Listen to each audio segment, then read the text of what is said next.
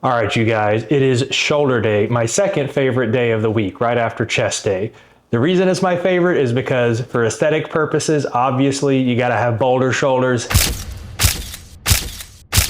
But also it is the second fastest day of the week because 75% of the movements you will be doing, 3 out of 4, you can superset them, meaning you don't have to have any rest period. You can just go back to back to back to back. Entire session can be done in 30 minutes or less. So let's whip up a pre-workout cocktail real quick, get ourselves to the gym, and I will do a voiceover just going through some of the tips and tricks. We've mastered all of this. Just pay attention, take notes, I promise. I've been doing this for 10 years, and even back then when I first started, I was doing the same stuff that I'm doing now. You don't have to get overly complicated. I'll provide a few different options in the voiceover if you don't want to do the movements exactly as I'm doing. Maybe you don't have access to the equipment that I'm using. So if you have any questions about shoulder day, drop them in the comments below. Please like and subscribe. We got to get this channel grown up so it's its own standalone platform outside of my other work. Take care of yourselves, you guys. Enjoy the workout, and I'll talk to you soon. All right, Josh's secret cocktail to the perfect workout. We actually splice 2 different pre-workouts here. We have my favorite flavor, which is Beyond Raw's gummy worm flavor from the Lit line. Not the Lit 2.0. I'm cheap. That one's a little more expensive, so I just use the regular Lit. We do 1 scoop of that. Drop that in our rinsed out Gatorade bottle with some ice water. You want nice cold water. And then half a scoop of Sebum's pre-workout. What does he call this stuff? Essential pre-workout. I think he has several that are like a premier line and a medium line and this is the economy line. Comes from Sam's Club.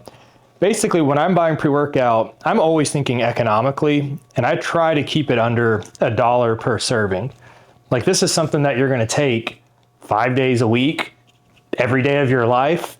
So that's obviously what, $20 minimum a month, probably $25 a month. If you're getting a couple extra workouts in. So that's what, $250 to $300 a year. Secret ingredient, a little bit of citric acid, you guys. Makes it just a little bit more sour. Since we're doing the gummy worm flavor, this makes it taste like sour gummy worms. And there you have it, 1.5 scoops. You've always heard of people double scooping. You've heard of people taking single scoops. I'm right in the middle. I do 1.5 scoops of pre-workout. I'm gonna throw a lid on this. Let's get this shaken up and get ourselves to the gym. All right, I live about 15 minutes from the gym, so that's typically my time to get that pre-workout in me, pick my perfect playlist, get myself psychologically and mentally ready to make some gains, try to block out the workday, whatever other drama you got going on. You're there to focus, all right? We're there to make gains. First things first, set up on the incline bench, get that adjusted to about a 70-degree incline, and then stretch out your lats and your pecs. And in my case, in this outdoor environment, actually pretty cold. It was like 20-something degrees, so I had to warm up a little bit. Now, how shoulder day is structured, it is 4 movements. The first movement should always be your heavy compound movement, which in the case of shoulders is going to be an overhead press. So today I went all dumbbells, but it doesn't really matter if you want to do overhead press via the barbell, via dumbbells, via machines, via cables. Pick whichever one you want, but it should be a overhead press because that hits all 3 heads of the deltoid equally. We're going to move on to the isolation and the more targeted work with the movements 2, 3, and 4. We're going to do side raises, front raises, and rear delt raises. But first movement, that's where you have the most amount of your energy. Your central nervous system is still full. The pre-workout is obviously still kicking. You want to go ahead and do the heaviest movement of the day first, and that applies for all days of the week. So in this case, we started out with the light dumbbells and we work our way up to our working weight. The rep range, as always, because we're training for bodybuilding and aesthetic purposes, not primarily for strength, we're going to concentrate in the rep range of 8 to 12 reps. And this general formula applies for every day of the week. It's always 8 to 12 reps. You're going to do 4 sets of each individual movement. And in terms of the weight that you should use, common question asked, well, how do I know how much weight to use? It's pretty simple. If you can't do 8 reps with a certain amount of weight, then you're using too much weight. If you can do more than 12 reps for that individual movement, then you need to increase the weight. The point is to always be within the 8 to 12 rep range, and that's what keeps you in a state of what they call progressive overload. So after we finished off with the warm-up weight for each of those exercises, just 1 or 2 sets of each one, keep in mind that's not a working set. You're not gaining muscle. This is just waking the muscle up, getting some blood in there, getting some glycogen in there, and then you move on to your working weight. Of course, obviously, one of the keys to aesthetics is you always conceal your power level until you're ready to reveal it. In other words, translation, never take your hoodie, or AKA your pump cover, off until you already have at least most of the pump already accumulated. So after you get the first working set done, that's time to go ahead and pop the top on the hoodie. So we got that done, and now we move into the final 3 sets of each of these movements. Now onto side raises. One of the key things you're going to notice here is you want to make sure your elbow is getting up to the same height as your shoulder. None of these half reps, and also very importantly, no need to go higher than your shoulder. Also, pay close attention to the entire torso. What you want to see here is very little movement. You don't want to see much back movement, no swaying front to back, left to right. Your whole body, imagine it is a statue, and the only thing that is moving is your arm.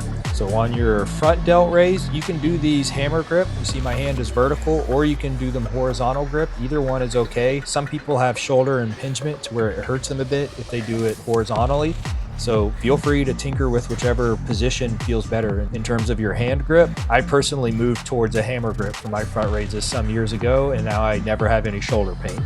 Another small note on your dumbbells, or if you're using cables, whatever you're using, you should have an overhand grip, obviously.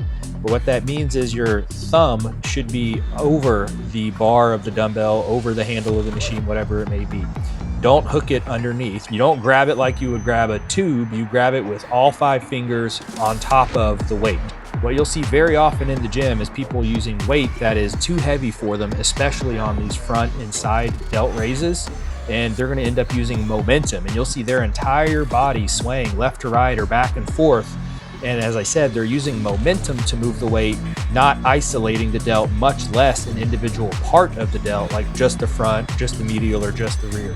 Onto the third part of the deltoid, which is your rear delt. This is actually far more important than people think it is. People, for some reason, love doing front raises and side raises, but the rear delt flies or face pulls or whatever you want to do for your rear delts are equally as important. They're an entire 1/3 of your shoulder.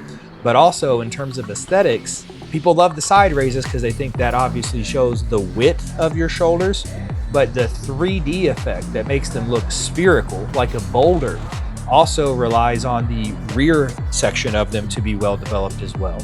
So do not skip your rear delts. And by the way, your rear delts are always going to be significantly weaker than your front delts or your side delts. So keep that in mind. Don't expect to be able to use the same amount of weight when you're doing rear delt work versus your side or front delts. So what you can see in this section right here is that I wanted to do a few sets just sitting down rather than standing. Either one is completely fine, but as I mentioned before, when you're trying to eliminate momentum, what you'll see is if you actually sit down on a bench, then you will have less momentum. You can't get your legs and your lower back into the movement quite as much. There's going to be less swaying front to back. So locking yourself down on a bench is one way to help train yourself to not rely on momentum and rely on activating the muscle to move the weight. Also, take note of the tempo of these movements. They're slow, they're controlled, they're not jerking. Now in the bodybuilding world, we obviously are always concentrated about accumulating muscle mass, but muscle, the way it looks, is not merely how much of it do you have, it is how sculpted it appears, what level of detail is in the muscle. And that's where you get into the conversation of body fat composition. So what you might notice in my front delt especially are what are called striations. It gives it that pumpkin looking effect, those slits down the front of it. You're not going to be able to unlock those slits or those striations in your delts until you are sub probably 12% body fat. Right now in this video, I'm probably somewhere around 10%. That is a key aspect of the overall aesthetic package, is unlocking the striations in the front delt, as well as other muscle groups. You'll see it when I do a chest video as well. You can see somebody who has clearly a lot of muscle mass and they'll have a big chest, but they won't have all those crazy lines going across the chest. You see this a lot of times in like professional sports, like NFL linebackers and stuff like that. They clearly have huge chests, but they aren't defined, and that's because they're carrying 30, 40, 50 extra pounds of fat. And so you want the combination of the amount of muscle, but also the definition of the muscle. And the definition of the muscle is going to come the hard way in the kitchen through controlling your calories and making sure your macros are on point, which is a whole separate conversation for another video. And all of that content will be on this channel. Trust me. I'll be showing you guys how I cook, how I align to the intermittent fasting, if it fits your macros diet. It's not that hard once you learn some of the basics. You do need to know basic math, and you need to have a little bit of mental discipline and fortitude to not eat whenever you want to eat or eat whatever sounds good. I know that sounds crazy this day and age, but if you can do some basic things, you can unlock the physique of your dreams. And this is coming from somebody who never did any exercise in my life up until I was 27 years old. Never played on any team sports, never went to the gym.